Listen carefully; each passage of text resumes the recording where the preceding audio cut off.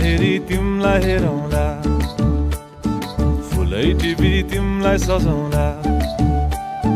जुन हेरी तिमलाई हेरौँला, हेरौँला, फुलै टिपी तिमलाई सजाउँला। भन के हो नाउ तिम्रो, कहाँ होला गाउँ तिम्रो, कुनै हो र बाउ तिम्रो र एको हो र भोकी आम्ला पञ्चे बाजा पुजारी निलेर आज भागी जाउन नाम्चे बजार, बजार।